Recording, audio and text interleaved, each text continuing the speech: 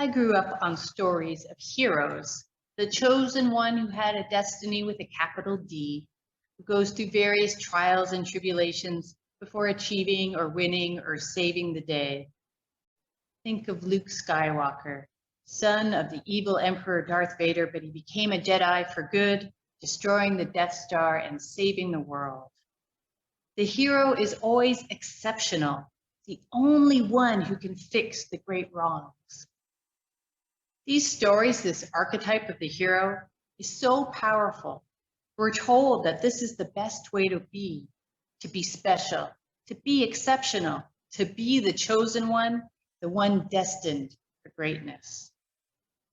And when you find out, as I did, that fabulous as I am not actually so special, so excellent, or destined at all for greatness, it's a little disappointing. I feel like the myth of the hero sets us all up for a sense of failure at life. Even Luke discovers in the end that destroying the Death Star didn't actually stop the Empire. It takes more than one spectacular moment to fix things. And given all that we are facing today, no one person, no one collective, one faith, one country is going to fix this world. Well, it would be lovely to have that chosen one swooping in and saving the day if only we just wait for them. What will actually, slowly and over much time, change things is groups of people working together, each person offering their particular gifts to the whole. As Unitarian Universalists, we know that life is an interdependent web. It's not a pyramid. We've always preferred a collaborative model working without hierarchy. Our earliest ancestors fought against that church structure of the Pope. And our fifth principle lifts up that importance of democracy, that each of us has a voice and right to be heard. And here at UCM, while I certainly have a particular leadership role, leading is shared with the board of directors and committee chairs. Shared ministry matters to us. It's part of our DNA, and it's one of the things I cherish about our religious tradition. Collaborative leadership changes how decisions get made. It takes more time, sometimes an astonishing amount of time, because it's based in trust, and you have to build that trust in people and the system with communications over and over again. There's less directiveness and more presence, being attentive to the people who are here in the room right now. It takes a whole lot of talking and listening, and even more listening again. And we've continued to evolve our collaborative style. We have co-presidents of our board of directors, and this relieves the burden of any one person being the chosen one, and it's a model that's serving us well. And I'm grateful to our past co-presidents, Colette and Mara, for taking that leap of faith. Being willing to experiment with new ways of doing things has kept us flexible and adaptable over the pandemic. And I think those are skills we're going to need more than ever as society continues to shift and religious life shifts even more. I'm really not sure what this chalice community might look like 10 years from now. Will we still be meeting weekly on Sunday mornings? What will being a member mean? Will we all be online all the time? I don't know. I do know that our values, our UU values, are relevant, that more and more people want that equitable and sustainable world that we seek. And I know that our culture, our way of doing things, which is not the same as our values, our culture needs to grow beyond some of our white cultural norms. There's so much to do to create that equitable, sustainable world, and it starts with us and how we do things. And in the middle of all of that, we're in the midst of this enormous social and global upheaval, both political and ecological. We lit 3 candles this morning, but really we could have lit 24 for all the woes of the world. And I often feel like we've entered a forest and the path that has brought us has petered out. We just sort of ended up in this clearing and there's no way to go forward. It's not clear at all. The path through the forest has disappeared. The future's unknown. And I don't mean that being in the forest is scary and gloomy, because we like trees. As UUs, we know that there's meaning in the dark as in the light, and we know that forests provide. But it is very unsettling to not know the way out, to be so unsure of what comes next. And panic and fear can get us stuck in wanting to return to those old comforting ways of doing things. Discomfort with uncertainty can send you crashing ahead on anything, any path, just to keep moving forward. People get left behind. I am someone who gets stuck in the old ways, and that's why it's a very good thing that I am not the only leader here. We need everybody's perspectives to keep us all in balance. What's your reaction when overwhelmed with uncertainty? Do you get stuck or do you go crashing ahead?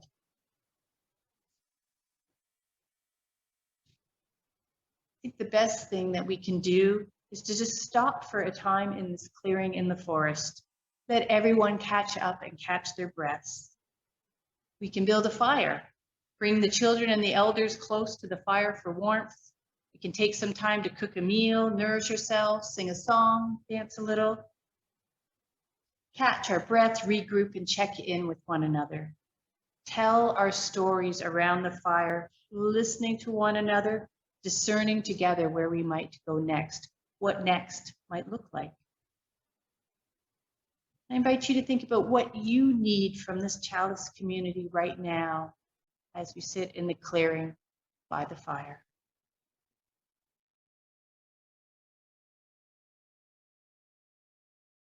The future's no longer clear, but it is clear that what was working before isn't working so well anymore. Life's a little unstable at the moment, and I often find it quite bewildering when I think about how different the lives of our children and their children might be. And it makes me worry. And I have to remind myself over and over again that different doesn't have to mean worse, that with change comes possibility. I want to get to that better world that we seek already. I want those 5 proven steps to success, the clear, well-drawn map with the big X marking where we're going to go next, those detailed blueprints, so we just have to build it, and they will come. But so far, none of that works, because when the way is unknown, the way is unknown. When you're lost in the forest, the right thing to do is to stay put until a way becomes clear. So we get to sit by the fire for a time. There's good in doing that, but it can also be uncomfortable. Not knowing what comes next can be anxiety-inducing and so stressful. We like plans. We can get overwhelmed by the thought of engaging with this increasingly sorrowful and struggling world. Myth maker Joseph Campbell says that one of our human tasks is to participate joyfully in the sorrows of the world. Participating joyfully means being able to accept, even embrace uncertainty and unpredictability, knowing the sadness without getting stuck in the sorrow. This might look like singing at a gathering to protest the building of a highway, as many UUs did yesterday. And it might look like just gathering together by the flickering flames to sing and to talk and listen. We can engage in that tricky balancing of joyful participation while experiencing and acknowledging and recognizing the world's pain when we begin from a foundation of trust. We learn to trust that we are bigger than the sorrows. We trust that we are resilient and adaptable. We trust that we can struggle and fall down and still recover.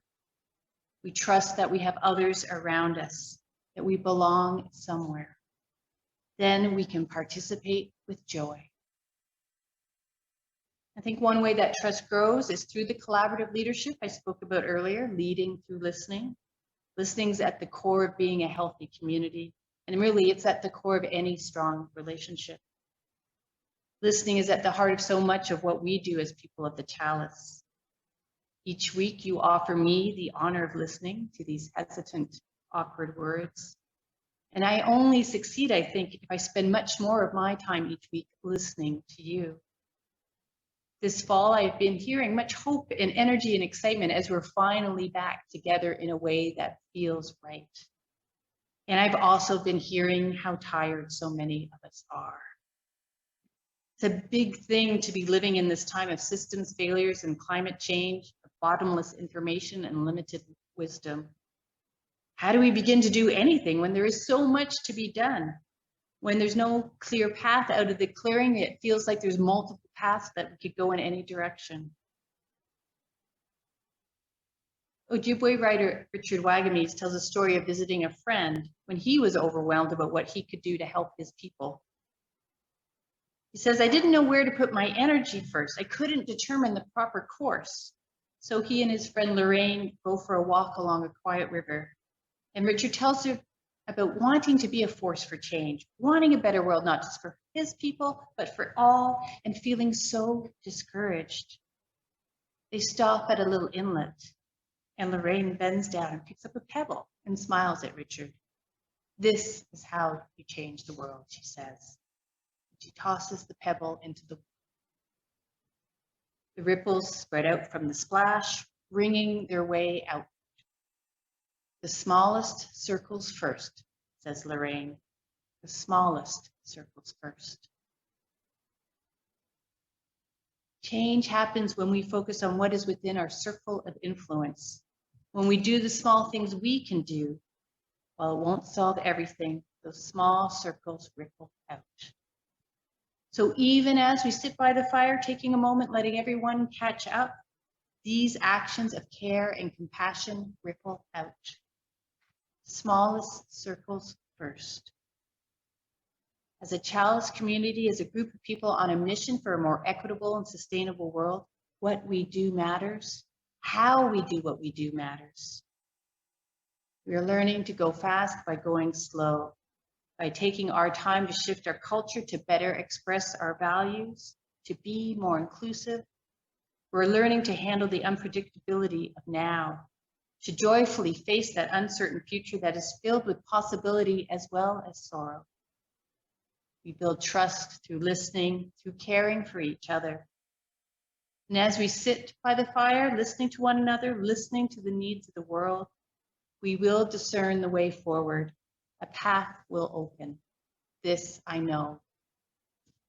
We can handle uncertainty. We are abundant with adaptability, willing to try new things. This I do know.